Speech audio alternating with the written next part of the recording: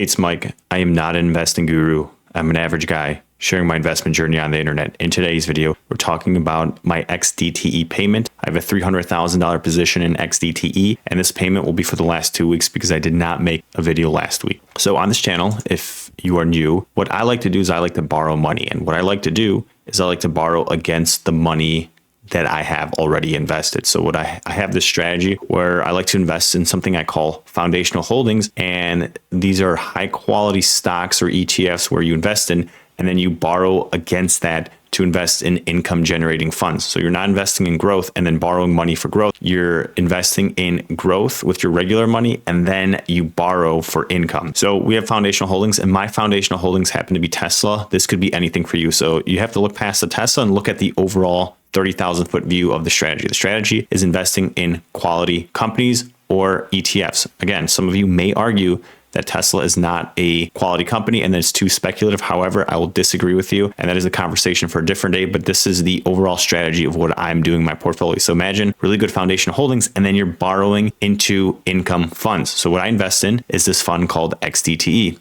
It pays about 20% a year, and what it does is it sells covered calls or synthetic covered calls on the S&P 500. And what they do is they sell it on a daily basis to produce income. In this plan, I initially borrowed $300,000. And now as time has been going by, I have paid it down, my margin amount borrowed to $279,304. On this channel, we have goals for this exact fund. So, I'm not putting any more money into my brokerage account.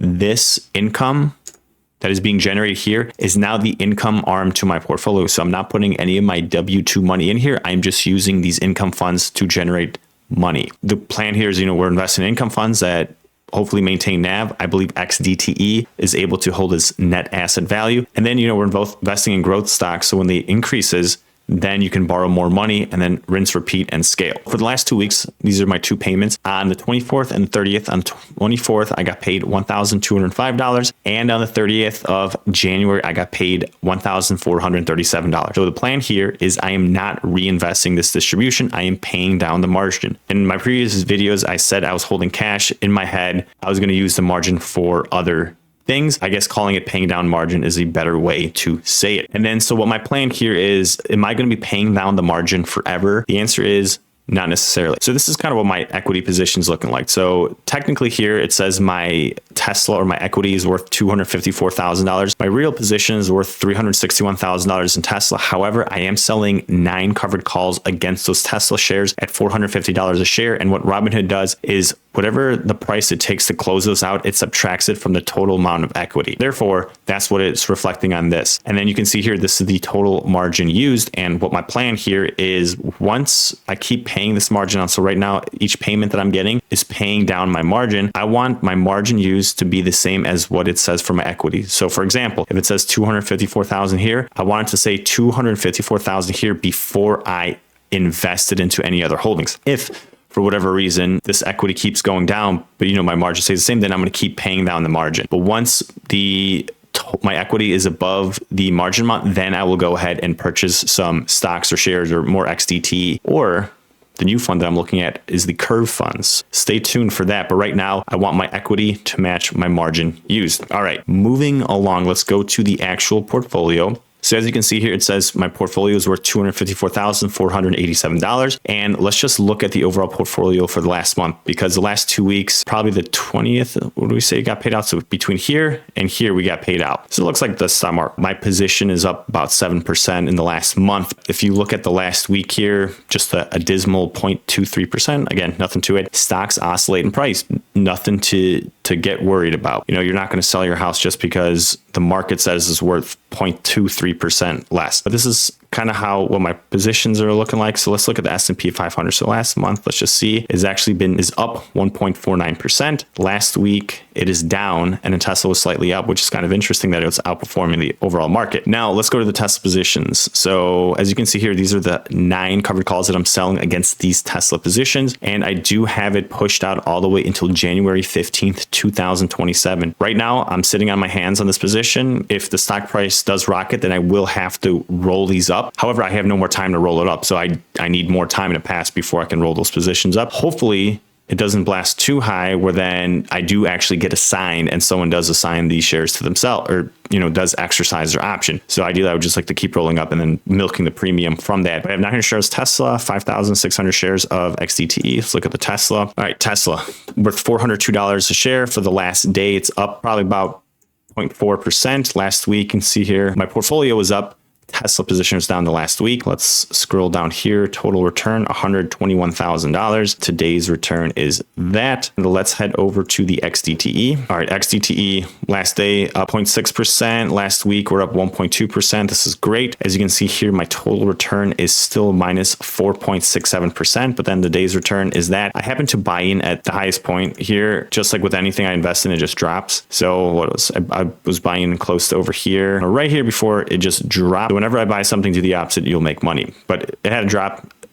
You can see here that it will recover. When this goes up, obviously the return will be much more. You can see maintenance requirement. That's very important in margin investing. For every dollar you invest, you get $4 in margin maintenance. If it is a 25%, if it's 50%, you get $2 for it. And then you can see here, these are the last dividends. So on the 24th, here we go. 5,641 shares, 21 cents. And then going over here to this Roundhill, 5,641 shares, 25 cents. So between these 2 weeks, we're looking at $2,600. That is essentially what I make every 2 weeks take home. I didn't have to do anything for this. This is a way to build passive income. Could you imagine that you didn't have to put in any work to make $2,600 for bi-weekly paycheck? That's incredible. All right, let's look at the other metrics we like to track here. You can see total market value. So that adds up both the equity and the margin used, which adds up to about $533. Again, like I was saying earlier in the presentation, I would like the margin used to equal what the equity is. So if this is $254,000, I would like this to be $254,000 before I start purchasing things. If the equity is less, then I'm going to keep paying the margin down. I'm going to keep it nice and simple, and that's what we will be doing going forward. The next couple of weeks, it says that on Robinhood, that February 18th is when the 1099 or consolidated 1099 will come in. So we'll see how much I had to pay in taxes this last year, because I do track all the income I've had. So I've been doing this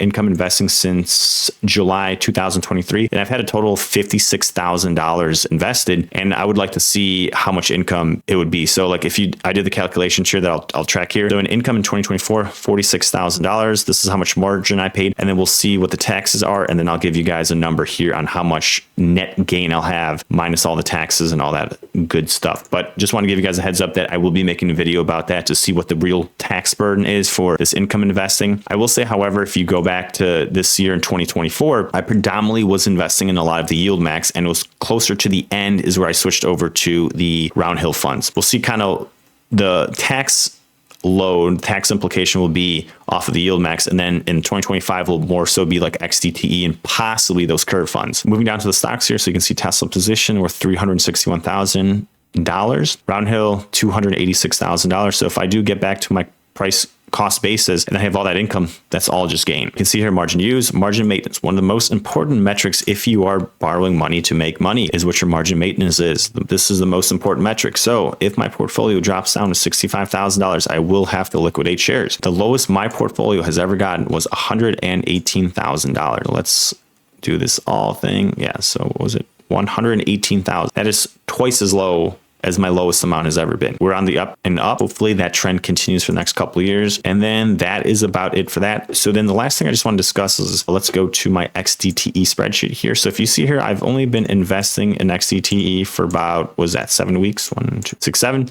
So we've been doing this $300,000 margin position XDTE for 7 weeks. And these are kind of the metrics that have come up. This is the data, or the data, however you want to pronounce it. See market value, original investment, performance. So we are still down minus 13,000, almost, let's just call it 14,000 in stock performance. However, with these income funds, you can't always look at just what the performance does. You have to look at the total return. So scrolling around here, like my total income for investing in this for 7 weeks, I got paid $14,726,000. If you annualize this number, that comes out to about $85,000 a year, which is a little bit more than what this number is. You can see the margin amount for the last 7 weeks, $1,000, Robinhood Gold, $10. And then if you subtract all of this, your net income is $13,675. I'm not tracking taxes on here because I just want the total raw return and data from that.